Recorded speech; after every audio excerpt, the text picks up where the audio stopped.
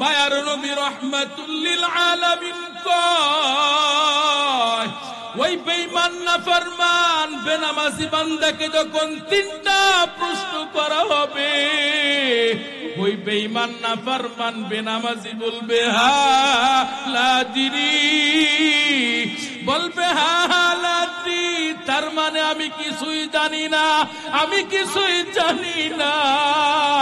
আল্লাহ ফেরেশতাদেরকে order করবে, ফেরেশতা নাফরমানকে দুনিয়ার জমিনে 40টা বছর হায়াত দিয়েছিলাম, 60টা বছর হায়াত দিয়েছিলাম, 80 বছর হায়াত দিয়েছিলাম, আমি আল্লাহকে একবার আল্লাহ বলে ডাকে নাই, আমি আল্লাহর বিধান 5 ওয়াক্ত নামাজ পড়ে নাই, ওই নাফরমানকে আর ছাড় দিলে হবে না। এরে নবীর উম্মতের দল, আজকে আমি আপনাদের সামনে বলতেছি, বলাও বড় সহজ, শোনাও বড় সহজ। আল্লাহ না করুক ওই 3টা প্রশ্নের জবাবে যদি আমি আপনি ফেসে যাই, ওই 3টা প্রশ্নের জবাব যদি দিতে না পারি রে মুমিন, আমি অনেক বড় আলেম হইলেও আমার কোনো দাম নাই। ওই 3টা প্রশ্নের জবাব যদি পীর দিতে না পারে, পীরের কোনো দাম থাকবে না রে মুমিন। বড় হাজী সাহেব হইলেও হাজীর কোনো দাম থাকবে না রে বাবা। এরে নবীর উম্মত, ওই 3টা প্রশ্নের জবাব যখন চাইবে, নাফরমান বেঈমান বলবে হা লা আদরি, আল্লাহ বলবেন ফেরেশতা ওই নাফরমানকে আর ছাড় দিলে হবে না। আল্লাহ পাক বলবেন ও ফেরেশতা, নাফরমানের 2 পাশের মাটিকে চাপ দিতে বলো। 2 পাশের মাটি নাফরমানকে এত জোরে চাপ দিবে, এত জোরে চাপ দিবে রে চুপ, এক পাজরে হাঁটতে অপর পাজরের মধ্যে ঢুকে যাবে, সহ্য করার ক্ষমতা কারো থাকবে না। এরে নবীর উম্মত ও যুবক ভাই, দিলটা নরম করে একটু কান খাড়া করে আমার কথাগুলো বোঝার চেষ্টা করেন। আল্লাহ বলবেন ফেরেশতা, এতটুকুই নাফরমানকে ছাড় দিলে হবে না। একটা নয়, 2টা নয়, 99টা সাপ দংশন করার জন্য চলে আসবে রে মুমিন। আল্লাহ পাক ফেরেশতাদেরকে বলবে, ফেরেশতা জাহান্নামের আগুনের বিছানা ওই নাফরমানের কবরে বিছাই দাও। ওই জাহান্নামের আগুন কেমন তেজের আগুন, দুনিয়ার আগুন সহ্য করার ক্ষমতা 1 সেকেন্ড কারো নাই। ওই জাহান্নামের আগুন এত কোটি কোটি গুণ তেজের আগুন রে মুমিন, গায়ে লাগা মাত্রই পুরা শরীরটা তামা তামা হয়ে যাবে গো বাবা। ওই জাহান্নামের আগুন সহ্য করার ক্ষমতা কারো থাকবে না। এরে নবীর উম্মত, নিজের জীবনটাকে যদি আপনি জান্নাতি বানাইতে চান, আল্লাহর ইবাদত করেন, আল্লাহর বন্দেগী করেন, নাফরমানি ছেড়ে যান, হায়াত থাকতে আল্লাহর দরবারে ফিরে আসেন, আল্লাহর কাছে তওবা করে ক্ষমা চান। এরে নবীর উম্মতের দল, তওবা যদি করতে মন না চায়, একটু আল্লাহকে মন খুলে ডাক দিবেন, আল্লাহ দেখবেন তওবার তৌফিক দিবে। এরে নবীর উম্মত, আমি আপনাদেরকে বলবো, যারা তওবা করে ভালো হয়েছে তাদের একটু সঙ্গী হয়ে যান, সুহবাত অর্জন করেন। আজকে আমি আপনাদেরকে বলে যাই, ও যুবক ভাই, ও বৃদ্ধ বাবাজি, কত বান্দারা আল্লাহ ওয়ালা হয়ে গেল আল্লাহ ওয়ালাদের সুহবাত অর্জন করে। আজকে কত মানুষরা জাহান্নামের পথে চলতো, এখন জান্নাতের পথে চলে আল্লাহ ওয়ালাদের সুহবাত। ওই যে চরমনার ময়দানে ঘুমন্ত লিয়ে কামেল ফজলুল করিম রহমাতুল্লাহ আলাইহি, ইসহাক রহমাতুল্লাহ আলাইহি ঘুমন্ত। ওই বান্দারা যখন ওই চরমনার ময়দানে বয়ান করে রে মুমিন, আল্লাহর বান্দাদের চোখ দিয়ে টপ টপ করে পানি পড়তে থাকে। এরে নবীর উম্মতের দল ওই আল্লাহর ওলিদের হাতে বায়াত গ্রহণ করে সুবহান অর্জন করে কত বান্দারা জান্নাতি হয়ে গেল, কত বান্দারা জাকিরিন হয়ে গেল। এরে নবীর উম্মত, গত 1 বছর আগে গাজীপুর কাশিমপুর থানায় আমি ইমামতি করতাম, খতিব জুমার নামাজ পড়াইতাম। আমার পার্শ্ববর্তী একটা মসজিদের সানি ইমাম সাহেবের বাবা, ওই বাবা দুনিয়ার জমিন থেকে বিদায় হয়ে গেল। প্রায় 9 মাস 10 মাস পরে নদী ভাঙ্গনে কবরটা ভেঙ্গে গেল। 10 মাস পর দেখা গেল তাজা কবর, লাশ তাজা, কাফন তাজা, একেবারে সবকিছু তরু তাজা। এরে নবীর উম্মত, জিজ্ঞাসা করলাম, ভাই আপনার বাবার এমন হালাতটা কেমনে হয়েছে? ওই সানি ইমাম বলে, হুজুর আমার বাবা ফজলুল করিমের হাতে বায়াত গ্রহণ করে 4টা ভাইকে আলেম বানাইছে, প্রত্যেকটা কাজ আল্লাহর সন্তুষ্টির উদ্দেশ্য করতে গো বাবা। পাগল মন আমার তুমি কারলা, গিয়া করলা রে সুখের ঘর। পাগল মন আমার তুমি কারলা, গিয়া করলা রে বাড়ি ঘর। উপর তলায় বাতি জ্বলে, উপর তলায় বাতি জ্বলে, নিস্তলাতে অন্ধকার তুমি কারলা, গিয়া করলা রে সুখের ঘর। পাগল মন আমার তুমি কারলা, গিয়া করলা রে সুখের ঘর। ভাই বলো বন্ধু বলো,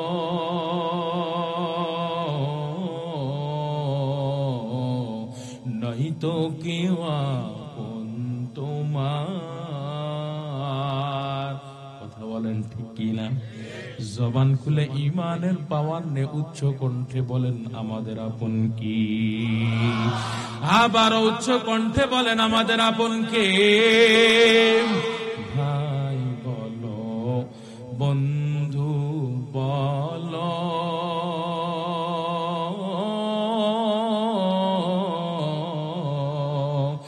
নেই তো কেউ আপন তোমার। 2-4টা দিন কেঁদে কেউ, 2-4টা দিন কেঁদে কেউ রাখবে না যে খোঁজ খবর তুমি কারলা, গিয়া করলা রে সুখের ঘর। পাগল মন আমার তুমি কারলা, গিয়া করলা রে বাড়ি ঘর। আল্লাহু আকবার। আল্লাহ বলেন, গোলাম আমি আল্লাহ তোমাদেরকে দুনিয়ার জমিনে পাঠাইলাম এর নবীর উম্মত। যেমন সত্য আমি আল্লাহ দুনিয়া থেকে নিয়ে যাব, এটাও এমন সত্য। এমনকি ওই দুনিয়া থেকে বিদায় হওয়ার পর পরকাল জিন্দেগি তোমার পাড়ি দেওয়া লাগবে। ওই অন্ধকার ঘরের মধ্যে তোমাকে রেখে আসবে রে বুবিন। ওই অন্ধকার ঘরের কবরে আযাব যেমন সত্য, এরে নবীর উম্মতের দল, আল্লাহ বলেন পয়গম্বর উম্মতদের মাঝে আপনি মেসেজ দেন, উম্মতদেরকে জানা দেন আমার বান্দারা মৃত্যু থেকে পলায়ন করতে চায়। আমার বান্দারা আমি আল্লাহর ভয় আমার বান্দাদের অন্তরে নাই। আমার বান্দারা দুনিয়ার জমিনে নাজ নিয়ামত পেয়ে আমার বান্দারা দুনিয়ার মোহে পড়ে আমি আল্লাহকে ভুলে গেছি। শুধু তাই নয়, মৃত্যু যে একদিন হবে এটা আমার বান্দারা ভুলে গিয়েছে। ফাইন্নাহু মুলাকিকুম, আল্লাহ জানায় দেন গোলাম, আল্লাহ পাক পয়গম্বরকে জানায় দেন, পয়গম্বর উম্মতদেরকে আপনি বুঝায় দেন, জানায় দেন, মেসেজ দিয়া দেন, দাওয়াত দেন, আপনি তাদেরকে সতর্কর বাণী পৌঁছায় দেন। ফাইন্নাহু মুলাকিকুম, মৃত্যু অবশ্যই মোলাকাত করবে। এরে নবীর উম্মতের দল, মৃত্যু এমন একটা বাস্তব সত্য বিষয় রে মুবিন, টাকাওয়ালার টাকা মৃত্যু থেকে ঠেকায় রাখতে পারবে না রে যুবক, সম্পদওয়ালার সম্পদ মৃত্যু থেকে ঠেকায় রাখতে পারবে না। কথা বলেন ঠিক?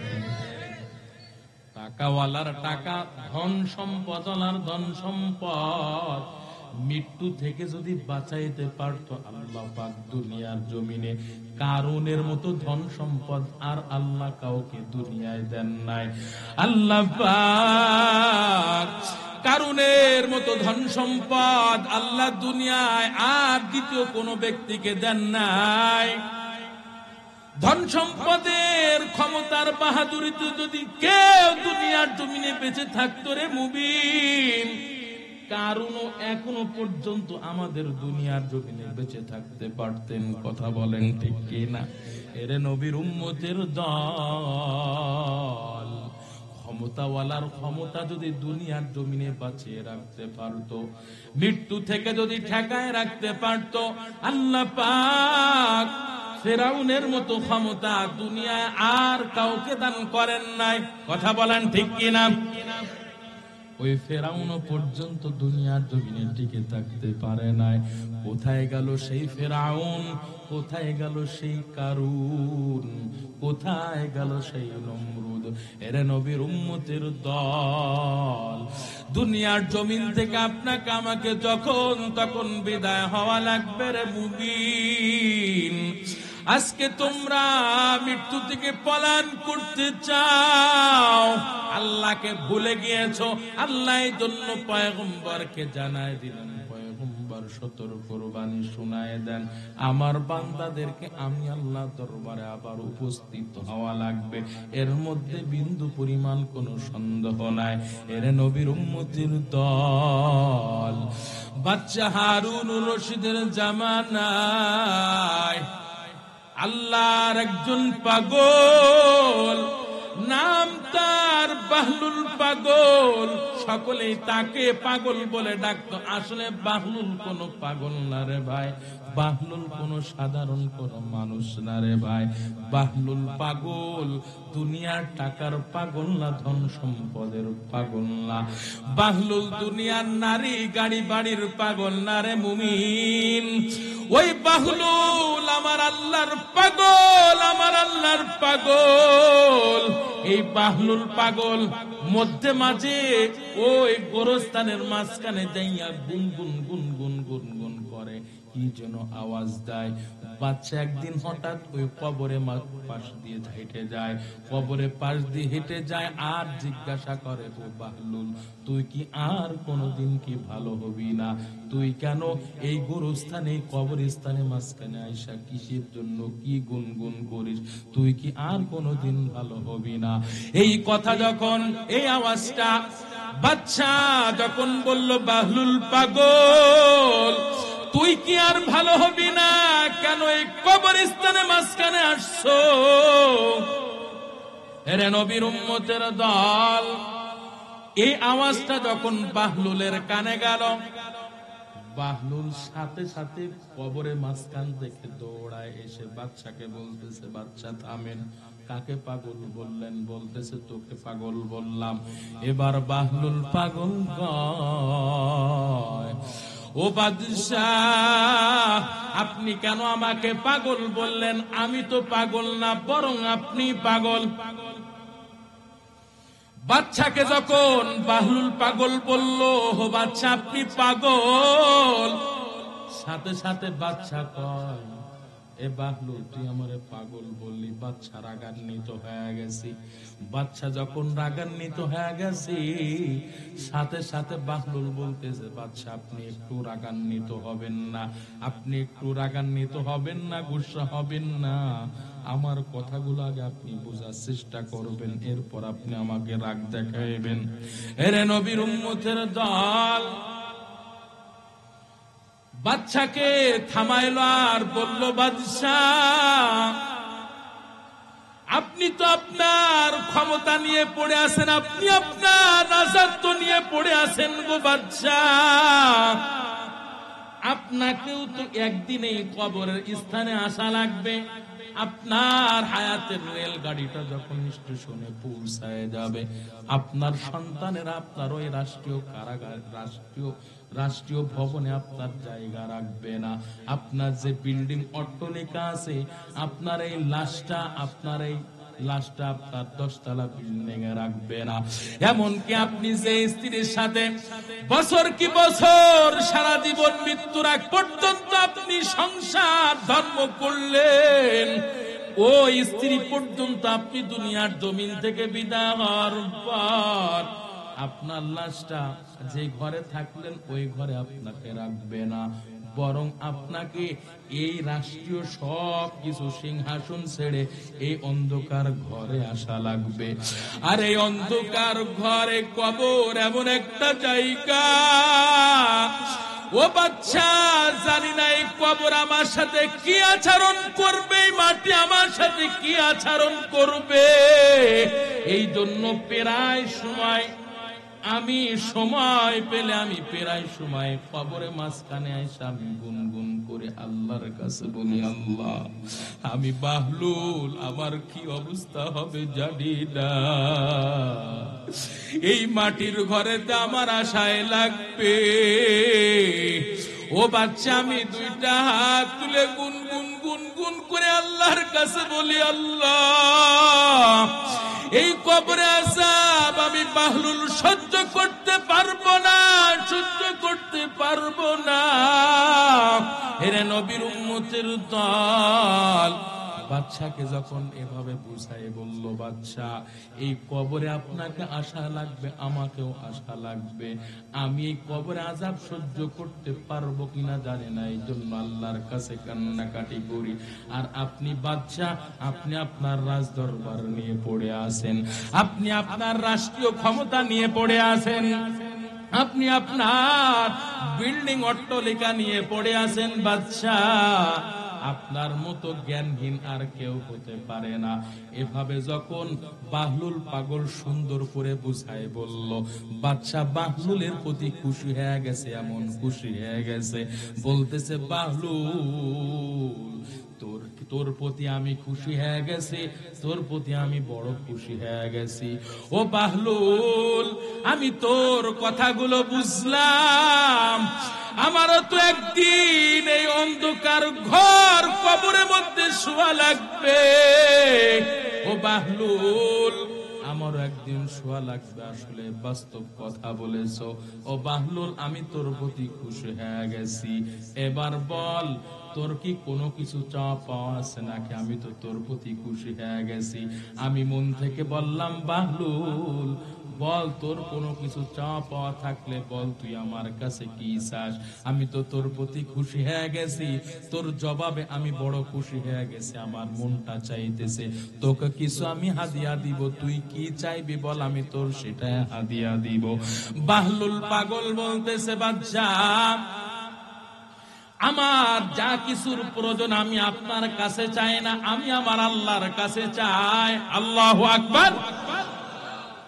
নবীর উম্মতের দল বাদশা বলতেছে, বাহলুল তুই আল্লাহর কাছে চাইবি এটা আমি জানি, তুই আল্লাহর কাছে সব কিছু চাও এটাও আমি জানি, তবে আমি বাদশার কাছে কোনো কিছু চাওয়া থাকলে বল, আমি তোর সেটা পূরণ করে দিব। এরে নবীর উম্মতের দল ওই বাদশা যখন বলল, বাহলুল চাও কি চাইবি, আমি তোর প্রয়োজন মিটাই দিব। এরে নবীর উম্মতের দল এবার বাহলুল ওই বাদশার কাছে 3টা আবদার করলেন, তার মধ্যে 2টা আবদার করতেই বাদশা আর আগাইতে পারে না। 1 নাম্বার আবদার করে বাদশার কাছে বলতেছে, বাদশা আপনি তো ক্ষমতাবান, আপনি তো রাষ্ট্র ক্ষমতার মালিক, আপনার কাছে আমার 1 নাম্বার আবদার, আমি বাহলুলের হায়াতের রেলগাড়িটা যখন স্টেশনে পৌঁছাইবে, আমার যখন হায়াতের রেলগাড়িটা স্টেশনে পৌঁছাইবে, আমার হায়াত শেষ হয়ে যাবে, আজরাইল যখন আমার কাছে আসবে, ও বাদশাহ আমাকে ওই আজরাইলের হাত থেকে রক্ষা করতে হবে। এরে নবীর উম্মতির দল যখন বাদশাকে বলতেছে, বাদশাহ আমাকে ওই আজরাইলের হাত থেকে রক্ষা করতে হবে, আপনাকে রক্ষা করতে হবে, বাদশা চিন্তায় পড়ে গেল, আর ঘাড় নিচ করলেন, মাথা নিচ করে বলতেছে, ও বাহলুল তুই কেমন পাগল, আসলে তুই তো পাগল না, জ্ঞানী মানুষ বাহলুল। আমি তোর হায়াতের রেলগাড়িটা স্টেশনে পৌঁছাইলে আজরাইল তোকে ধাক্কা মেরে নিয়ে চলে যাবে, ওই আজরাইলের হাত থেকে তো আমি তোকে রক্ষা করতে পারবো না। এই কথা যখন বলল, সাথে সাথে বাহলুল পাগল কয়, ও বাচ্চা আপনি যেহেতু আপনি আমাকে আজরাইলের হাত থেকে রক্ষা করতে পারবেন না গো বাচ্চা, তাহলে আপনার কিসের ক্ষমতা, আপনি কিসের ক্ষমতার মালিক? এরে নবীর উম্মতের দল এই কথা যখন বলল, বলতেছে বাহলুল থাম, আর কথা বলিস না, তোর 1 নাম্বার আবদার আমি রক্ষা করতে পারলাম না, এবার বল 2য় নাম্বার আবদারটা কি, বল, আমি পালন করার চেষ্টা করব। এরে নবীর উম্মতের দল ওই বাহলুল পাগল কয়, ও বাদশাহ আপনি তো আমাকে ওই আজরাইলের হাত থেকে রক্ষা করতে পারবেন না, আপনি অপারগ হয়ে গেলেন, আপনি পারবেন না বলে স্বীকার করলেন। এবার 2য় নাম্বার আবদার, বাদশা বলতেছে, কি বল না, সমস্যা নাই তুই ক। এরে নবীর উম্মত ওই বাহলুল পাগল কয়, ও বাদশাহ আজরাইলের হাত থেকে তো রক্ষা করতে পারবেন না, ঠিক আছে, 2য় নাম্বার আবদার, হায়াত যখন আমার শেষ হয়ে যাবে, আমার হায়াতটা আপনাকে লম্বা করে দিতে হবে। বলেন তো দেখি রে ভাই, বাদশার কি কোনো ক্ষমতা আছে নাকি? জবান খুলে বলেন। এ দুনিয়া মিছে গলে ভাই, শুধু আশার খেলাঘর, চোখ বুঝিলে বুঝবি রে মনকে আপন, আর কে বাপর, কোথা থেকে আগমন, কোথা যেতে হবে রে, কে আনিল কি কারণে জানা নাই ভবেতি। নদী পথে নৌকা চালাও কেরে মাঝি ভাই, বেলা ডোবার আগে আমিও পার উঠতে চাই, ডুবে গেলে বেলা রে আর উঠি না, ভেঙ্গে গেলে মেলা রে আর জমে না। কথা বলেন ঠিক কিনা? মরণ থেকে যতই পালাও, মরণ তোমায় লইবে ঘিরি, যদিও সুদূর আকাশ পরেও লোকাও সে তাই লাগিয়ে সিঁড়ি। ইন্নাল্লাযীনা ক্বালু রাব্বুনাল্লাহ সুম্মা ইসতাকামু ফালা খাউফুন আলাইহিম ওয়ালা হুম ইয়াহজানুন। আল্লাহু আকবার।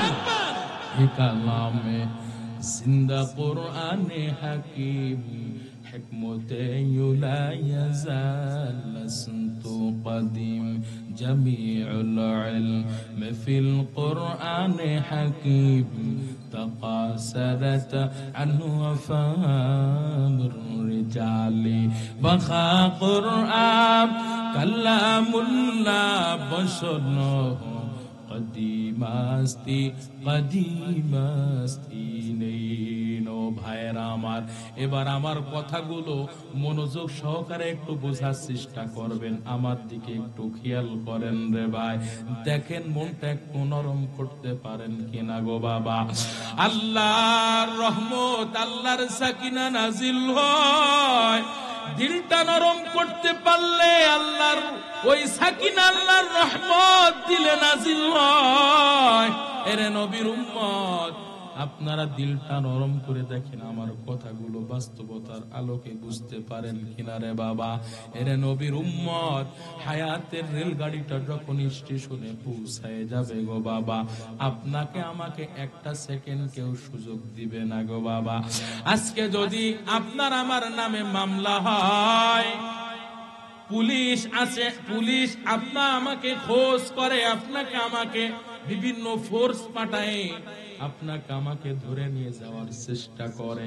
যদি টাকা থাকে, টাকা দিয়ে ঘুষ দেওয়া হয়, 10,000, 20,000, 50,000, 1 লাখ টাকা দিয়ে বলা হয়, ভাই তুমি আমার হাতে হ্যান্ডকাপ পরায়ও না, বলবা আসামিকে পাই নাই, তুমি থানায় আবারও চলে যাও।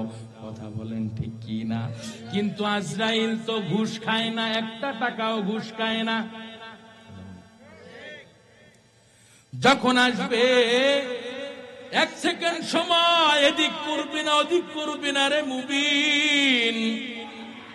এরে নবীর উম্মতের দল, ও আজরাইল যখন আপনার আমার জানটা কবজ করে নিয়ে যাবি, কেউ যাবে আপনার আমার জন্য ওই ঝাড়ে বাঁশ কাটার জন্য রে মুবিন। এরে নবীর উম্মত, কেউ যাবে আবার ওই কলা পাতার বিছানা বিছায়া দেওয়ার জন্য, ওই কলার পাতা কাটার জন্য যাবে, সুন্দর করে গোসল করানোর জন্য বড়ই পাতার পানি এমন ভাবে গোসল দিয়ে দিবে, দুনিয়ার জমিনার গোসল দিবে না রে ভাই। এরে নবীর উম্মতির দল, আপনার আমার সন্তান চলে যাবে মুয়াজ্জিন সাহেবের কাছে, মুয়াজ্জিনকে বলবে, মুয়াজ্জিন সাহেব, আমার বাবা আব্দুর রহিম আব্দুল করিম দুনিয়া থেকে বিদায় হয়ে গেছি, আমার বাবার মৃত্যুর খবরটা একটু এলান করে দেন। আমার বাবার জানাজার নামাজটা আপনাকে পড়ায় দেওয়া লাগবে, নির্দিষ্ট সময় আপনার আমার জন্য জানাজার ব্যবস্থা করা হবে। এরে নবীর উম্মতির দল, ওই কবরটা কারো জন্য এমন ভয়ানক হবে রে মুবিন, ওই অন্ধকার ঘরের মধ্যে যখন রেখে আসবে, মা আপন হবে না, বাবা আপন হবে না, স্ত্রী পুত্র স্বজন কেউ আপনার আমার জন্য আপন হবে না গো বাবা। এরে নবীর উম্মত, ও যুবক ভাই, বৃদ্ধ বাবাজি, আমার দিকে একটু খেয়াল করেন গো বাবা। ওই অন্ধকার ঘরের মধ্যে যখন সবাই একের পর এক, ওই আল্লাহ ছাড়া আপনার আমার জন্য কেউ আর আপন হবে না গো বাবা। ওই অন্ধকার ঘরের মধ্যে সুন্দর করে শোয়ায় রেখে আসবে, শোয়ায় রেখে আসার পর বন্ধু বান্ধব আত্মীয় স্বজন সকলেই উঠে চলে আসবে, সুন্দর করে ওই কবর উপর মাটি চাপা দিয়ে একের পর এক বিদায় নিবে। আর এটাই প্রমাণ করে দিবে, সন্তান বলবে, বাবা এতদিন তোমার আমার সাথে সন্তান বাবার সম্পর্ক ছিল গো বাবা। বন্ধু তার বন্ধুকে বলবে, বন্ধু আজকে অন্ধকার ঘরের মধ্যে রেখে গেলাম, এই অন্ধকার ঘরের মধ্যে তোমাকে রেখে গেলাম, এতদিন তোমার আমার সাথে কেমন সম্পর্ক ছিল, কেমন সম্পর্ক ছিল। একটা পোশাক ক্রয় করলে তোমার জন্য ওই পোশাকটা আমি ক্রয় করতাম, আমার বাড়িতে ভালো খাবারের ব্যবস্থা হলেও তোমাকে ওই খাবারের ব্যবস্থা করে দিতাম, তোমাকে দাওয়াত করতাম, সবাইকে এক প্লেটে খাবার খাইতাম। ও বন্ধু আজকে অন্ধকার ঘরে তোমাকে রেখে গেলাম। এরে নবীর উম্মতের দল, ওই অন্ধকার ঘরে যখন একে একে সবাই ফেলে রেখে চলে আসবে রে যুবক, জবান খুলে বলবেন, ইমানের পাওয়ার নিয়ে উচ্চ কণ্ঠে বলবেন, ওই অন্ধকার ঘরের মধ্যে আপনার আমার জন্য আপন হবেন কি? আরো আওয়াজ করে বলেন আপন হবেন কি? ওই আল্লাহ যদি আপন হয় ইবাদতটা করবেন কার? আর ওই অন্ধকার ঘরের মধ্যে যদি কেউ ভালো থাকতে চায়, ওই অন্ধকার ঘরের মধ্যে রেখে আসার পর এতটুকুই যে জিন্দেগি শেষ হয়ে গেল, না না না, আল্লাহ পাক সাথে সাথে দুইজন ফেরেশতা পাঠায় দিবেন, মুনকার নাকির ফেরেশতা। আল্লাহ পাক তিনটা প্রশ্নের জন্য অর্ডার করবে, রবের পরিচয় দাও, ধর্মের পরিচয় দাও, মায়ার নবীর পরিচয় দাও। দুনিয়ার জমিন থেকে যারা আল্লাহর ইবাদত বন্দেগী করে যেতে পারবে রে যুবক, তারা সাথে সাথে ফেরেশতার চিন্তা প্রশ্ন জবাব সাথে সাথে দিতে পারবে গো বাবা। আর যারা দুনিয়ার জমিন থেকে বেঈমান নাফরমান হয়ে কবরে যাবে, আল্লাহর নবীর কথা আমার কথা নাই রে মুমিন ভাই, মায়ার নবী রাহমাতুল লিল আলামিন কয়, ওই বেঈমান নাফরমান বেনামাজি বান্দাকে যখন তিনটা প্রশ্ন করা হবে, ওই বেঈমান নাফরমান বেনামাজি বলবে হা লাদিরি, বলবে হা লাদি, তার মানে আমি কিছুই জানি না, আমি কিছুই জানি না।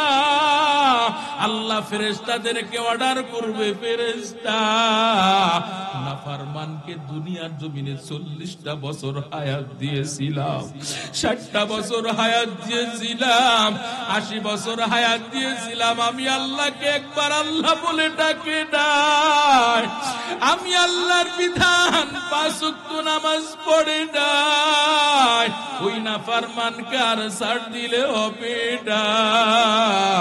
এরে নবীর উম্মতের দল, আজকে আমি আপনাদের সামনে বলতেছি, বলাও বড় সহজ, শোনাও বড় সহজ।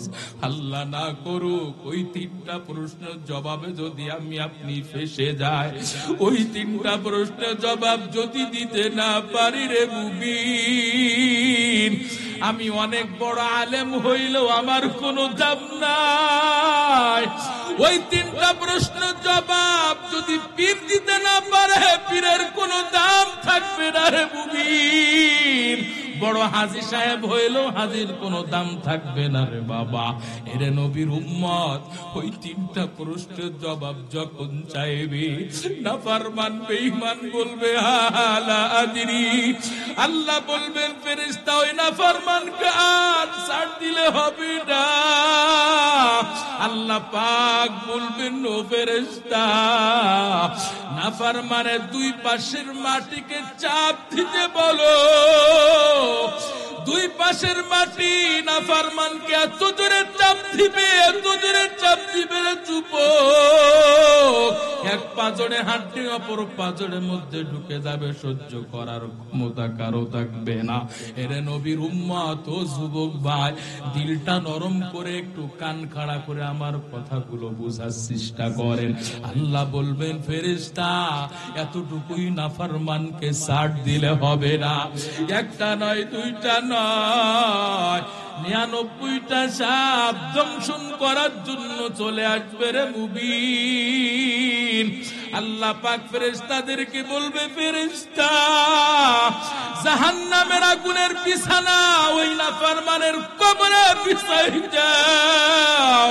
ওই জাহান্নামের আগুন কেমন তেজের আগুন, দুনিয়ার আগুন সহ্য করার ক্ষমতা 1 সেকেন্ড কারো নাই। ওই জাহান্নামের আগুন এত কোটি কোটি গুণ তেজের আগুন রে মুমিন, গায়ে লাগা মাত্রই পুরা শরীরটা তামা তামা হয়ে যাবে গো বাবা। ওই জাহান্নামের আগুন সহ্য করার ক্ষমতা কারো থাকবে না।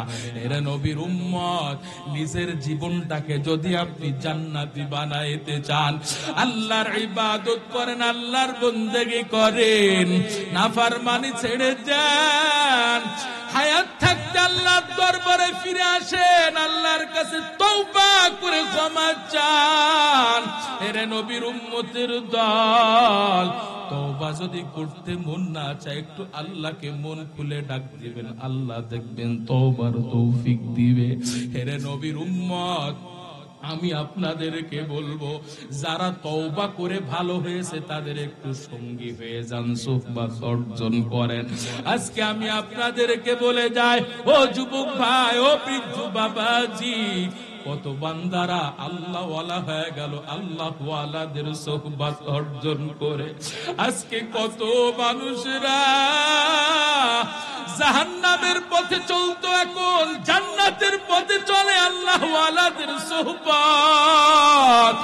ওই যে চরমনার ময়দানে ঘুমন্ত লিয়ে কামেল ফজলুল করিম রহমাতুল্লাহ আলাইহি, ইসহাক রহমাতুল্লাহ আলাইহি ঘুমন্ত। ওই বান্দারা যখন ওই চরমনার ময়দানে বয়ান করে রে মুমিন, আল্লাহর বান্দাদের চোখ দিয়ে টপ টপ করে পানি পড়তে থাকে। এরে নবীর উম্মতের দল, ওই আল্লাহর ওলিদের হাতে বায়াত গ্রহণ করে সুহবাত অর্জন করে কত বান্দারা জান্নাতি হয়ে গেল, কত বান্দারা জাকিরিন হয়ে গেল। এরে নবীর উম্মত, গত 1 বছর আগে গাজীপুর কাশিমপুর থানায় আমি ইমামতি করতাম, খতিব জুমার নামাজ পড়াইতাম। আমার পার্শ্ববর্তী একটা মসজিদের সানি ইমাম সাহেবের বাবা, ওই বাবা দুনিয়ার জমিন থেকে বিদায় হয়ে গেল। প্রায় 9 মাস 10 মাস পরে নদী ভাঙ্গনে কবরটা ভেঙ্গে গেল। 10 মাস পর দেখা গেল তাজা কবর, লাশ তাজা, কাফন তাজা, একেবারে সবকিছু তরু তাজা। এরে নবীর উম্মত, জিজ্ঞাসা করলাম, ভাই আপনার বাবার এমন হালাতটা কেমনে হয়েছে? ওই সানি ইমাম বলে, হুজুর আমার বাবা ফজলুল করিমের হাতে বায়াত গ্রহণ করে 4টা ভাইকে আলেম বানাইছে, প্রত্যেকটা কাজ আল্লাহর সন্তুষ্টির উদ্দেশ্য করছে গো বাবা। এরে নবীর উম্মত, যারা আল্লাহ ওয়ালাদের সুহবাত অর্জন করেছে, আল্লাহর ওলিদের হাতে বায়াত গ্রহণ করেছে রে মুমিন, আল্লাহর ওলিদের কাছে নিজেকে সঁপে দিয়েছে, তারাই বড় দামি হয়ে গেছে। এই জন্য বলবো, আল্লাহর ইবাদত করবেন, 5 ওয়াক্ত নামাজ ঠিকঠাক মতো আদায় করবেন। ও আম্মা জান, আমি আপনাদেরকে বলে যাই, সন্তান হয়ে বলে যায়, আপনারা 5 ওয়াক্ত নামাজ ঠিক মতো আদায় করবেন। আপনারা 5 ওয়াক্ত নামাজ ঠিক মতো আদায় করবেন, স্বামীর সেবা যত্ন করবেন, স্বামীর খেদমত করবেন, স্বামীর সাথে অসৎ আচরণ করবেন না। আপনারা নিজেরা কোরআন পড়বেন, সন্তানদেরকেও কোরআনের আলেম হাফেজ বানাইবেন। আজকে আমার মা বাবা আমাকে আলেম বানাইয়া, কোরআনের হাফেজ আলেম বানাইয়া ঠকে নাই গুমা। ও বাবা, ওই মা বাবার কপাল কত ধন্য, সেই মা বাবার সন্তান কোরআনের আলেম হয়েছে, কোরআনের হাফেজ হয়েছে গো বাবা। ওই মা বাবার কপাল কত ভালো, যেই মা বাবার সন্তান মা বাবার জানাজার ইমাম হয়ে যায়। ওই মা বাবার কপাল কত ভালো, যেই মা বাবার সন্তানের পেছনে শত শত মানুষরা নামাজের ইক্তেদা করে, নামাজ আদায় করে। ওই মা বাবার কপাল কত ভালো, যেই মা বাবার সন্তান, মা বাবা দুনিয়ার জমিন থেকে বিদায় হওয়ার পর ওই সন্তান মৃত্যুর আগ পর্যন্ত মায়ের জন্য দোয়া করে, বাবার জন্য দোয়া করি। ও বাবা, আজকে তুমি কোন সন্তান দুনিয়ায় রেখে গেলা? তোমার সন্তান তোমার জন্য 2টা হাত তুলে দোয়া করে না। এমন সন্তান তুমি কেন রেখে গেলা বাবা? এমন সন্তান তুমি রেখে যাও, যেই সন্তান মৃত্যুর আগ পর্যন্ত তোমার জন্য দোয়া করবে, কোরআন পড়ে পড়ে দোয়া করবে। এরে নবীর উম্মত, একজন সন্তানকে হলো কোরআনের আলেম হাফেজ বানায় যান গো বাবা। এই সন্তান আপনার জন্য কোরআন পড়ে পড়ে আপনার জন্য দোয়া করবে। ও আম্মা জান, আপনারা বেপর্দা বেহায়া বেলাজা হয়ে কখনোই চলাফেরা করবেন না। ও মা, আপনাদের কি আজরাইলের কথা কে একটু মনে নাই? ও আম্মা জান, আপনাদেরকে একটু ওই কবরের আযাবের ভয়ঙ্কর কথা কি স্মরণ নাই গো মা? ওই জাহান্নামের আগুন এত কঠিন কোটি গুণ তেজের আগুন গো মা, সহ্য করার ক্ষমতা কারো থাকবে না গো মা। আমি আপনাদের সন্তান হয়ে বলে যাই, আম্মা জান আমি আপনাদেরকে বলে যাই, আপনারা বেপর্দা বেহায়া বেলাজা হয়ে চলাফেরা করবেন না গো মা। আজকে আপনারা চেহারার বড়াই দিয়া, আপনারা চেহারার বড়াই দেখাইয়া, রূপের বড়াই দেখাইয়া, ডিজিটাল যুগের দোহাই দিয়ে আপনারা বেপর্দা বেহা বেলাজা হয়ে ফ্যাশন দিয়ে চলেন গো মা। আপনাদের কি একটু স্মরণ নাই, আজরাইল যখন ধাক্কা মেরে জানটা কবজ করে নিয়ে যাবে, আপনার ওই 5টা টুকরা কাফনের কাপড়ের মধ্যে আপনাকে প্যাকিং করে দিবে গো মা। ওই 5টা টুকরা কাফনের মধ্যে প্যাকিং কইরা ওই অন্ধকার ঘরের মধ্যে ফেলায় রেখে আসবে। কোথায় যাবে আপনার চেহারার বাহাদুরি, কোথায় যাবে আপনার যৌবনের বাহাদুরি গো মা, কোথায় যাবে আপনার ডিজিটাল যুগের বাহাদুরি গো মা, কোথায় যাবে আপনার সেই শান শৌকত, আপনার সুনাম কোথায় যাবে গো মা? 5টা টুকরা কাপড়ের মধ্যে প্যাকিং কইরা অন্ধকার ঘরের মধ্যে ফেলায় রেখে আসবে। যদি জান্নাতি হতে চান, কবরটা যদি জান্নাতের বাগিচা বানাতে চান, 5টা টুকরা কাপড়ের মধ্যে প্যাকিং হওয়ার আগে নিজেকে আগে পর্দার মধ্যে প্যাকিং করে নেন গো মা, তাহলে আপনার ঠিকানা জান্নাত হবে, সন্দেহ নাই। আমি আপনাদেরকে বলবো, ও যুবক ভাই ও বৃদ্ধ বাবা, যে দুনিয়ার জমিনে যা কিছু করলাম গো বাবা, হায়াতে জিন্দেগিতে যা কিছু করেছি, আল্লাহর দরবারে তওবার নিয়তে ফিরে আসি গো বাবা।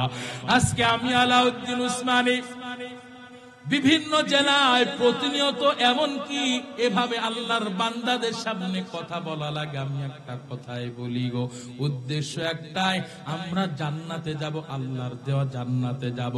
আল্লাহর দেওয়া জান্নাতে যাওয়ার জন্য যা যা করার প্রয়োজন আমরা তাই করতে রাজি আছি।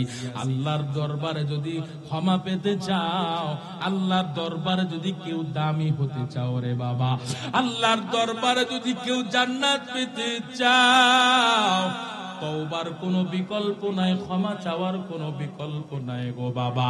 জীবনে যা কিছু করলাম, আমার আল্লাহ এমন আল্লাহ, আমার আল্লাহ আপনার আমার গুনাহের খবরটা মা জানে না, বাবা জানে না রে মুবিন। সমাজের মানুষরা আমার গুনাহের খবর যদি জানতো, আমাকে পরিচয় দিত না। আমার গুনাহের খবরটা যদি আমার মা জানতো, বাবা জানতো, সন্তান বলে পরিচয় দিত না রে ভাই। বন্ধু জানলে বন্ধু আর বন্ধু বলে পরিচয় দিত না। কিন্তু আমার আল্লাহর একটা নাম সাত্তার।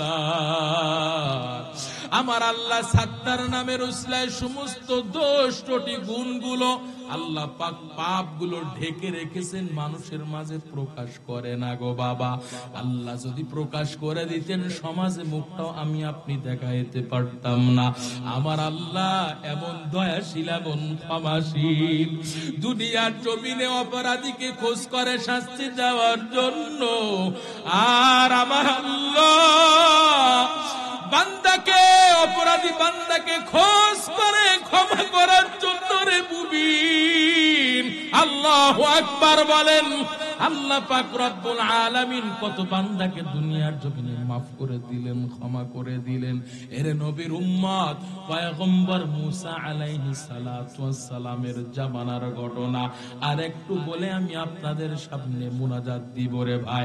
ধৈর্য সহকারে আমার কথাগুলো একটু বোঝার চেষ্টা করবেন। অনেক আলোচকের মুখ থেকে আপনারা এই ঘটনাটা শুনেছেন, তবু আমি মুজাকারার জন্য বলতেছি। পয়গম্বর মুসার দরবারে আয়েশা পয়গম্বরের উম্মতেরা এসে বলতেছে, ও পয়গম্বর মুসা, কতদিন হয়ে যায় বৃষ্টি হয় না, বৃষ্টি হয় না, কত কষ্ট। আপনি একটু আমাদের জন্য দোয়া করেন, আল্লাহ যেন আমাদের জন্য একটু পানির ব্যবস্থা করে দেয়। এর নবীর উম্মত পয়গম্বরের কওমরা যখন পয়গম্বরের দরবারে এসে হাজির হয়ে বললেন, আমাদের জন্য দোয়া করে দেন, পয়গম্বর সমস্ত জাতিদেরকে নিয়ে, কওমদেরকে নিয়ে ওই মাঠে ময়দানে চলে গেলেন। মাঠে যাইয়া দুইটা হাত তুলে বলে, আল্লাহ এমন কি ভুল করলাম, এমন কি খারাপ কাজ করলাম গো মালিক। ও দয়ার আল্লাহ, এই মাঠে দেখো কত দাড়িওয়ালা মুরব্বীরা আছে, ও আল্লাহ কত মুরব্বীরা আছে, কত মাসুম বাচ্চারা আছে। আল্লাহ এই উসিলায় তুমি পানির ব্যবস্থা করে দাও আল্লাহ, তুমি আমাদের মাফ করে দাও, ক্ষমা করে দাও। কোন কাজের কারণে, কোন অসৎ কাজের কারণে তুমি আমাদের প্রতি নারাজ হয়ে গেছো, বৃষ্টিটা পর্যন্ত তুমি বন্ধ করে দিয়েছো। আল্লাহর দরবারে দুইটা হাত তুলে আল্লাহর কাছে কান্নাকাটি করতেছে। এমত অবস্থায় আল্লাহ পাক পয়গম্বর মুসাকে আল্লাহই পাঠায় বলতেছেন, পয়গম্বর তোর দোয়া তো আমি আল্লাহ কবুল করব না, ও মুসা তোমার দোয়া আমি আল্লাহ কবুল করব না, এমনকি আমি আল্লাহ তোমার জন্য, তোমার কওমের জন্য পানির ব্যবস্থা করব না। এরে নবীর উম্মত, আল্লাহ পাক বলে দিলেন, পয়গম্বর এই ময়দানের মধ্যে 40 বছরের জিনাকারী পাপীর কারণে আমি আল্লাহ পানি বন্ধ করে দিয়েছি, পানি আর দিব না। এরে নবীর উম্মত, পয়গম্বর মুসা দুইটা হাত ফেলে দিলেন। দোয়া শেষ করা মাত্রই এবার বলতেছে, 40 বছরের পাপী এই ময়দানে কি আছো, তাড়াতাড়ি ভেগে যাও। এই কথা যখন আওয়াজ করে চিল্লায় চিল্লায় বলতেছি, ওই 40 বছরের জিনাকার পাপী এত নীরব হয়ে গেছে, এত নীরব হয়ে গেছি। ওই 40 বছরের গুনাহগার পাপী, জিনাগার পাপী এমন অবস্থা হয়ে গেছে। চিন্তায় পড়ে গেল, 40 বছরের পাপী তো আমি হলাম সেই পাপী। আল্লাহ আমি এখন কি করব? পয়গম্বর মুসা দিকে বারবার হুঙ্কার ছাড়ে, কে আছো তাড়াতাড়ি বেরিয়ে যাও, তোমার জন্য আল্লাহ দোয়া কবুল করেন, এমনকি পানির ব্যবস্থা আল্লাহ করে না। তাড়াতাড়ি বের হয়ে যা, কে আসিস তাড়াতাড়ি এই ময়দান থেকে বের হয়ে যা। পয়গম্বর মুসা যখন বারবার বলতেছে বের হয় না, এবার বলতেছে যদি বের না হয় আমি আল্লাহর পক্ষ থেকে নাম ঠিকানা নিয়ে তোমার নাম প্রকাশ করব, তাড়াতাড়ি বের হও। নাম যদি প্রকাশ করে দিই বেইজ্জতির শেষ থাকবে না। এরে নবীর উম্মতির দল, পয়গম্বর মুসা আলাইহিস সালাতু ওয়াস সালাম এমন ভাবে হুঙ্কার ছাড়তেছেন, আর ওই 40 বছরের জিনাকার পাপী মনে মনে ভাবতেছি, আমি ছাড়া তো এখানে 40 বছরের জিনাকার পাপী কেউ নাই। এখন যদি ময়দান থেকে উঠে যায়, সকলে আমার মৃত্যুর আগ পর্যন্ত পাপী গুনাহগার বলে ডাক দিবে। এখন আমি কি করি? আবার যদি আল্লাহর কাছে দুইটা হাত তুলে চোখের পানি ছেড়ে দিই, সকলেই বুঝতে পারবে আমি সেই পাপী।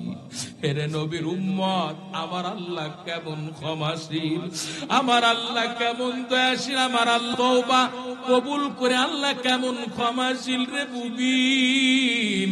হেরে নবীর উম্মত, ওই 40 বছরের গুনাহগার পাপী চোখের পানিও ছাড়ে নাই, আবার ওঠে নাই, কিন্তু অন্তর থেকে আল্লাহর দরবারে এমন ভাবে রোনা জারি করেছে, আল্লাহর কাছে এমন ভাবে কানেক্ট করে ফেলেছে রে যুবক। আল্লাহর কাছে বলে, আল্লাহ 40 বছর ধরে গুনাহের কাজ করেছি, জিনার কাজ করেছি, 40 বছর ধরে জিনাহের কাজ করেছি, খারাপ কাজ করেছি, আল্লাহ অবৈধ সম্পর্ক করেছি। ও মালিক, তুমি ছাড়া আর কেউ জানে না গো আল্লাহ। ও মালিক, 40 বছর ধরে যা করেছি আর করব না, তোমার কাছে ক্ষমা চাই, মাফ চাই। অন্তরের সাথে আল্লাহ তাআলার সাথে গুড কানেকশন করে আল্লাহকে বলতেছেন, আল্লাহ আমি আর জীবনে গুনাহ করব না, আর পাপের কাজ করব না গো আল্লাহ। ওই জিনার কাজ আর করব না, বেবিচারি করব না, অবৈধ সম্পর্ক আর করব করব না গো আল্লাহ। ও মালিক, তুমি আমাকে আজকে বেইজ্জতি করিও না। এই লক্ষ লক্ষ মানুষের সামনে তুমি আমাকে বেইজ্জতি করিও না গো আল্লাহ। এই মানুষদের সামনে যদি বেইজ্জতি করো, মৃত্যুর আগ পর্যন্ত আমাকে সবাই পাপী বলে ডাক দিবে গো মালিক। তোমার নাম তো রহমান, তোমার নাম তো রহিম। ও মালিক, রহমান রহিম গফুর নামের উসিলায় মাফ করে দাও। এর নবীর উম্মত, হঠাৎ আসমান থেকে কোনোদিন বৃষ্টি হয় না, অনেক দিন হয়ে যায় বৃষ্টি হয় না। হঠাৎ হঠাৎ আসমান থেকে আল্লাহ পাক বৃষ্টির ব্যবস্থা করে দিলেন। পয়গম্বর মুসা কয়, ও আল্লাহ, তুমি আবার এই কেমন কারিশমা ঘটাইলা, কেমন কুদরত প্রকাশ করলা। যেই 40 বছরের গুনাহগার পাপীকে বললাম, সে উঠলো না, আবার তুমি কেমনে তুমি আবার পানি বর্ষণ করলা। আল্লাহ পাক ওই পয়গম্বরকে মুসাকে বলে, হো মুসা, আমি আল্লাহর একটা নাম রহমান, আমি আল্লাহর একটা নাম রহিম, আমি আল্লাহ গফফার। ও মুসা, যেই 40 বছরের পাপীর জন্য, জিনাকার পাপীর জন্য আমি আল্লাহ বৃষ্টি দেই না, বৃষ্টি বন্ধ করে দিয়েছিলাম, ওই পাপী আমি আল্লাহকে এমন ভাবে ডাক দিয়েছে, আমি আল্লাহর দরবারে এমন ভাবে তওবা করেছে রে মুসা, আমার ওই বান্দা তখন আমি আল্লাহর দরবারে পাপী ছিল, গুনাহগার ছিল, আমার বান্দা এমন ভাবে আমি আল্লাহর দরবারে তওবা করেছে রে মুসা, আমার ওই বান্দার তওবাটা আমি আল্লাহ এমন ভাবে কবুল করেছি, আমার বান্দার প্রতি আমি আল্লাহ এমন ভাবে খুশি হয়েছি, যে খুশি হওয়ার কারণে আমি আল্লাহ আমার ওই বান্দাকে তো মাফ করে দিয়েছি, এমনকি আমি আল্লাহ খুশি হয়ে আসমান থেকে পানির ব্যবস্থা করে দিয়েছি।